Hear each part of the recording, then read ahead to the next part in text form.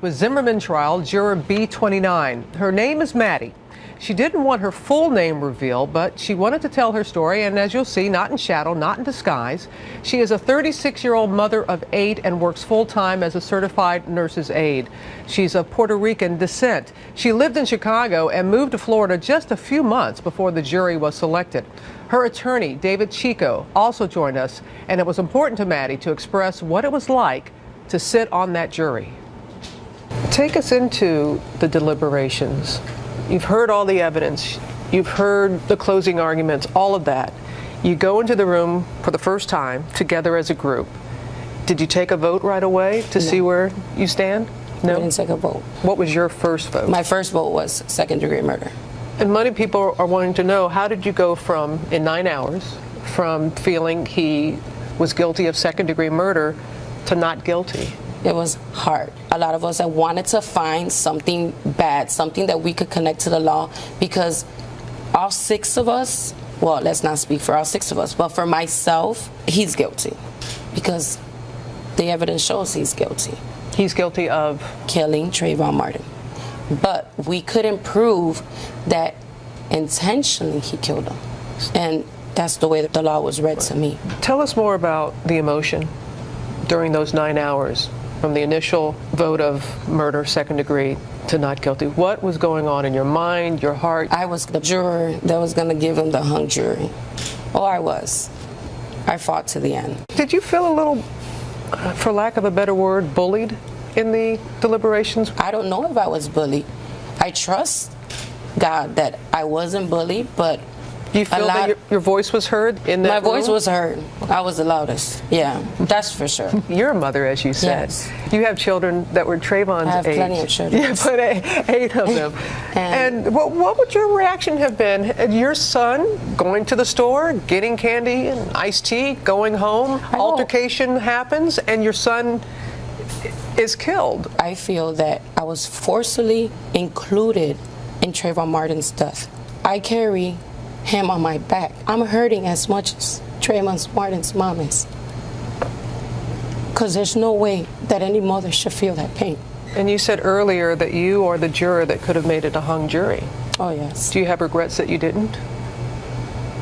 Kind of. I want Trayvon's mom to know that I'm hurting. And if she thought that nobody cared about her son, I could speak for myself. I do care. I couldn't do anything about it. And I felt like I let a lot of people down. And I'm thinking to myself, did I go the right way? Did I go the wrong way? I know I went the right way because by the law and the way it was followed is the way I went. But if I would have used my heart, I probably would have went a hung jury. And believe it with all my heart, because I do have kids. You wanted to come forward. Yes. You haven't asked for money. You haven't asked for a book deal. You haven't asked for anything other than a forum to be able to tell your story. Yeah. I don't need money. I think time is healing, but Trayvon Martin will always be in my heart. Some people have said George Zimmerman got away with murder. How do you respond to those people who say that? George Zimmerman,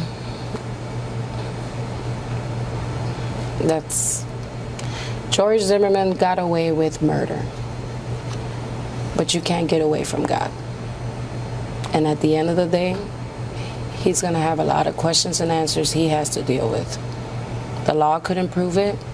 We just have to believe in the Lord that if he has to pay, he will pay. But you feel in your heart of hearts that you and the jury approached it and came with the decision, and you stand by that decision to this day?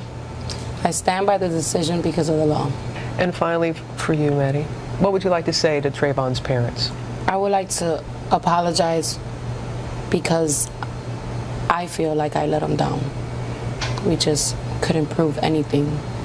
And I wish them the best and that God blesses them through all this in peace. And that is Maddie's hope, peace for the Martin family, for everyone in this country. She was not going to say anything until juror B37 spoke out 2 days after the verdict. And you may recall that 4 other jurors signed a statement distancing themselves from that juror's comments. Maddie also felt it didn't accurately reflect her feelings. But one thing Maddie did agree with the other juror on, she said race was not discussed in the deliberations. It never came up in their discussions. But the one thing, George, she came back to again and again and again, she said the law, the law, the law. And if you remember President Obama's first statement after the verdict, we are a nation of laws. And we have to respect that law. Boy, she really did want to say that that first juror did not speak for everyone. They've all reacted so strongly to that.